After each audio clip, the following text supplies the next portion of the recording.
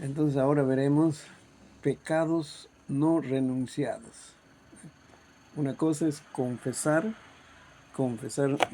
nuestro pecado, y otra cosa es renunciar. Aquí renunciar no está hablando de dejar de practicar, dejar de practicar. Son aquellos que piden perdón a Dios solamente en situaciones de emergencia, pero no hay cambio moral en su modo de vivir. Así es. Dios es bueno y misericordioso. Yo sé que Dios no escucha solo a los evangélicos. Muchas personas pueden escuchar en situaciones de emergencia. Dios puede hacer su misericordia, su milagro. Pero eso no significa que ha arreglado su relación moral con Dios, sino sencillamente ha recibido una obra de misericordia. El recibir un milagro de Dios, así un milagro palpable, eso no es garantía de que ya estamos bien con Dios y nos vamos al cielo. Tiene que haber una experiencia de salvación. Así que puede haber personas que claman a Dios en emergencia y Dios le responde, pero no hay un cambio moral en su modo de vida. También en otro caso son personas que quizás le confiesan a su pastor o a la persona ofendida, ¿no? Pero no se aparta de aquel pecado. No hay una renuncia, no hay un cambio. Otra vez usamos Proverbios 28:13, el que encubre sus pecados no prosperará, mas el que los confiesa y se aparta, éste alcanza misericordia. Y ahí el primer punto es el caso de una esposa infiel y un hombre libertino que vivía, vamos a decir así, desordenadamente, ¿no? Ellos saben que están haciendo mal, pero siguen manteniendo esa relación ilegal con muchos elementos secretos. Se ponen de acuerdo para no ser descubiertos. De repente cada uno tiene su familia por ahí, pero esa es la maldad, de que se ponen de acuerdo para llevar esa relación ilegal. O también en otro caso es un marido que viéndose descubierto su infidelidad, su esposa lo descubrió, o la avisaron a ella, él lo confiesa, dice, y pide perdón a su esposo, si realmente que te fallé, por decir, ¿no? Pero sigue esa relación ilegal, no corta esa relación con esa persona. Pues ese es un pecado no renunciado. El segundo punto es el caso de un adicto a los juegos de azar o el alcohólico que tiene un arrepentimiento de emergencia los lunes por la mañana al ver sus bolsillos vacíos, pero cuando recibe su sueldo el fin de semana vuelve a las mismas prácticas. Que estamos viendo pecados no renunciados.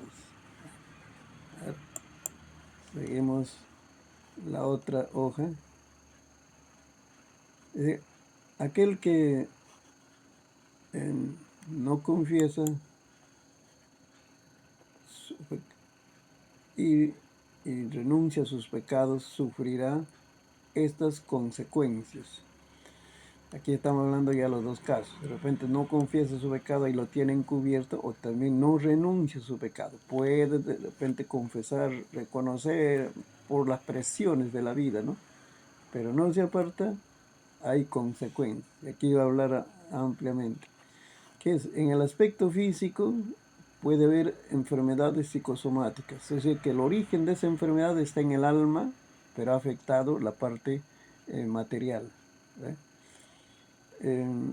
Hay estremecimiento en el cuerpo, o temblor también llaman, rictos diversos, parálisis, úlceras, asma, debilitamiento. No quiere decir que todos los que tienen esta enfermedad tienen pecados encubiertos o pecados no renunciados, sino que puede ser en algunos casos que se está mostrando a través de esta enfermedad física el hecho de que están conduciéndose de esa manera, ¿no? Tratando de encubrir su pecado y pero no han tomado una decisión como si definitiva, ¿no? Todo esto se puede hacer una actuación de arrepentimiento, de humillar, hasta llorar también, ¿no? Pidiendo perdón, pero no hay un deseo de cambio. Ese es el problema. En el aspecto emocional hay miedos o temores, fobias, fobias con eso, hidrofobias, miedo al agua, miedo a las arañas, miedo a las cucarachas. Esos son miedos paralizantes, porque cualquiera tiene un cierto miedo, llamemos temor, por instinto de protegerse. Pero hay un miedo paralizante, un miedo así que te afecta ya, que afecta tu salud, eso no es natural. Sobresaltos, intranquilidad, tristeza sin causa aparente. O sea, parece el ambiente festivo, todo alegre, conversador, pero al final de la risa termina con un suspiro y no sabe por qué, pero por qué, si parece que todo está bien, pues. Esa es una alegría vacía. Siente que lo persiguen. Eso en la Biblia habla, Proverbios 28:1 y 28:17. Huye el hombre sin que nadie lo persigue, y así va a huir hasta el sepulcro, porque lleva, dice, cargado la sangre de alguien. Es que ha matado a alguien. Así es, ¿no? Es el cuerpo sabe, si no, esa condición moral en que estamos viviendo, porque tenemos una estructura moral, y ahí está la conciencia. La conciencia no ha sido inventada por el hombre. La conciencia es parte de nuestra naturaleza, así como tenemos manos, ojos, pies, hígado, este, páncreas, etcétera. La conciencia es parte de nuestra naturaleza. Eso indica que el ser humano es un ser moral, y cuando actuamos o andamos inmoralmente, entonces el cuerpo también sabe y se enferma, pues. Luego, en el aspecto espiritual, ¿qué sucede? Hay sequedad espiritual, hay conducta de fariseo, o sea, aparentemente es muy consagrado para afuera, pero en su vida privada está fracasando moralmente. Opresión en las oraciones, tendencia a mentir, como está viviendo una vida de apariencia, eso va a salir en sus palabras, ¿no? Inconstancia en la vida cristiana. Pasa 15, 30 años en la vida cristiana, pero no hay madurez, no hay frutos. Hay mala mayordomía de su economía. ¿Cómo, está comprometido con su congregación? No está comprometido económicamente, simplemente su iglesia es un lugar donde va, asiste, saluda a los hermanos, escucha los mensajes, pasa adelante, da su ofrenda, como decir, ¿no? De costumbre, pero no está comprometido económicamente con su congregación. Una persona que está comprometida económicamente con su congregación diezma con fidelidad y ofrenda generosamente. Otro aspecto espiritual puede ser inseguridad de su salvación.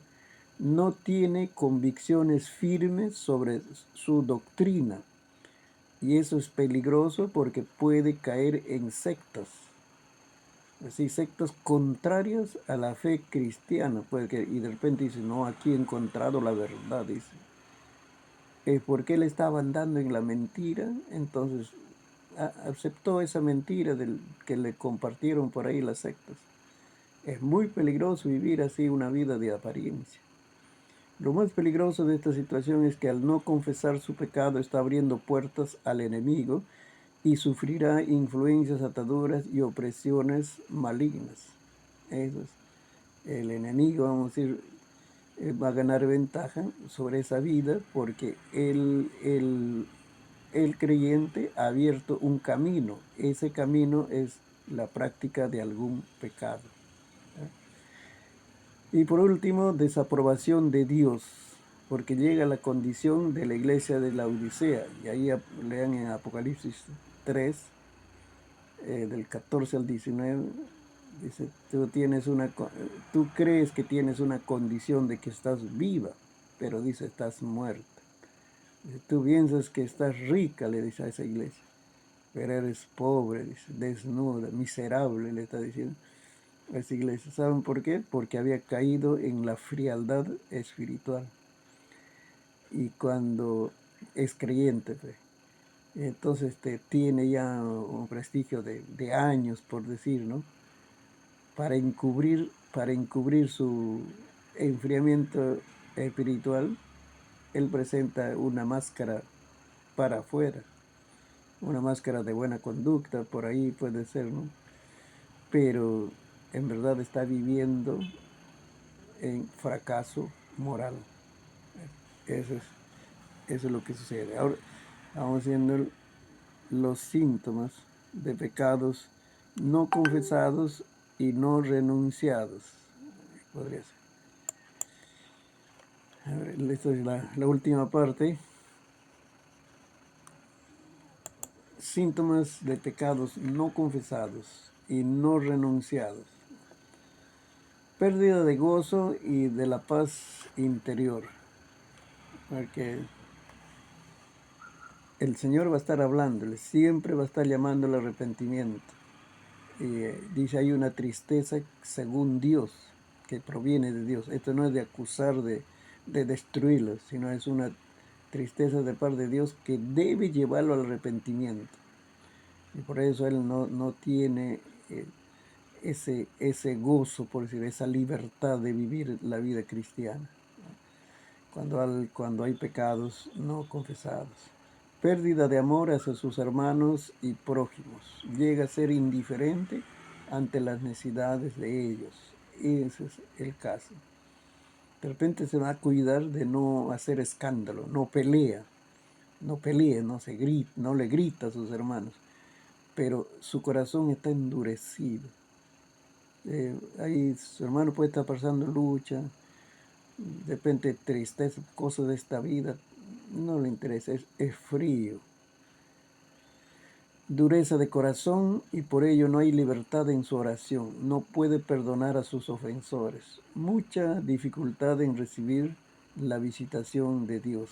Si no tiene experiencias en la vida cristiana, no tiene experiencias en su vida de oración.